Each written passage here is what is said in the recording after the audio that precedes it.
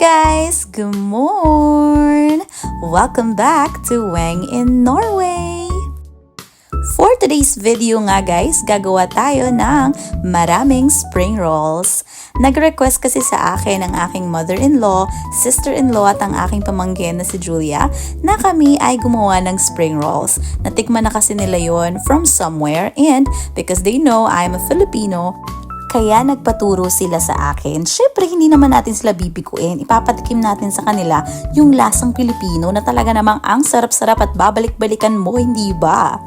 Nahiwa na nga namin lahat ng mga ingredients guys. Kung tingin nyo parang ang dami ng gulay, well, sinadya ko yan para naman talagang lasang-lasa ang ating sibuyas. Naniniwala kasi ako na maraming sibuyas mas masarap.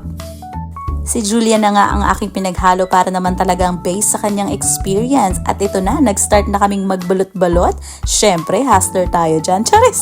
Nakakatawa nga kasi parang turon yung gawa ko. Kaya naman hinayaan ko na lang. Tinanong ko sila kung gusto nilang paliitin ba namin ito. Pero mas pinili nila yung ganitong size guys. Parang nga naman talagang sulit na sulit kahit isa lang ang makain mo. At ganyan na nga ang pagbabalot na itinuro ko sa kanila. Very simple lang ang tinuro ko. Hindi na yung mga pang mahirap pa, no? Pero madali naman talagang gumawa nito guys. Basta nasa puso. Ay! Charis! Nasa puso! Ang taray! May dedication! Talaga nga namang nag-e-enjoy ang lahat sa pagbabalot ng spring rolls na ito. Hindi na nga magkapare-pareho ang mga spring rolls namin. Iba-iba na ang mga sizes. May small, medium, large. Pero okay lang kasi kami naman ang kakain nito. At ang saya lang kasi this is a nice bonding for everyone. Nakakatuwa pa nga dahil ang aking sister-in-law ay muntik nang maglagay ng filling pero wala pang wrapper. Kaya naman tawanan kaming lahat. At kita nyo naman guys, nakataas pa ang paa ni Mrs. Dalang-dala ang pagka-Pinoy sa Norway. Sulit nga ang aming pagbabalot at talaga namang enjoy na enjoy ang mga person.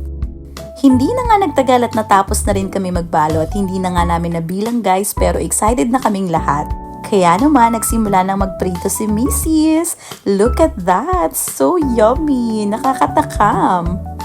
At dahil takam na ang lahat, dinoble ko na ang salang guys. Naglagay na rin ako sa isang casserole para naman 2 salangan na. You can also do this bonding with your family guys and I'm telling you, you will all enjoy and love it. This is it! Tikima na! Lahat nga nag-enjoy sa pagkain ng spring rolls na gawa ng pamilya. By the way guys, suggest naman kayo nung pwede pa namin gawin as a family. Thank you for watching! Ha de bra!